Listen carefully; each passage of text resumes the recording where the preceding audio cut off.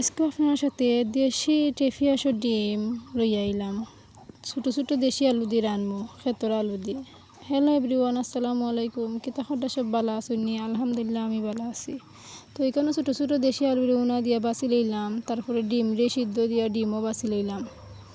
ডিম রে বানানি ফলে এখানে দেখবা ডিমর শুকলা দিয়ে লইয়া ওই ডিম রে একটু ফাড়ি ফাড়ি দিলে মশলা ঢুকার লাগে। তো এখানে ডিম আর আলু চুলানি শেষ।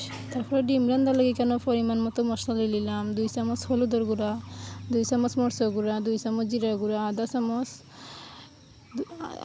জিরা গুঁড়া, 2 চামচ বাখর গুঁড়া। তারপরে এখানে টাইগার মশলা লই নিলাম, সামান্য পাঁচফোড়ন গুঁড়া, পরিমাণ মতো লবণ দিয়ে নিলাম। জাকির মাঝে ডিমর উপরে আর আলুর উপরে কেন সামান্য হলুদের গুঁড়া আর লবণ লই নিলাম পরিমাণ মতো। তো গেলাম কি চুলার হান্দা দেখানো লোয়ারি বয় দিলাম ডিম বিরান। তো এখানে ডিম বিরান করে নিলাম। তারপরে আলুরে ছোটো ছোটো দেশি আলুরে বিরান করে তুলে নিলাম। তারপরে এখানে ফাটা ফিসা পেঁয়াজ দিয়ে নিলাম।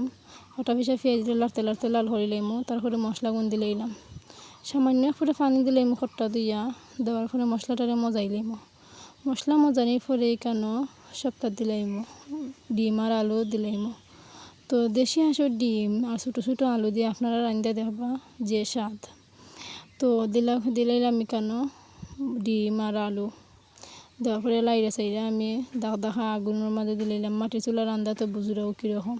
এখানে পরিমাণ মতো একটু পানি দিলাইলাম, দেওয়া একটু শিরা ঝুল দিয়ে রান্নবো আর কি। তো আমার মতো সবে ট্রাই করবা। আর আমার রান্না খারাপ ভালো লাগে কমেন্ট করে জানাইবা। আর সবে রান্নার পরে মাশাআল্লাহ হইবা।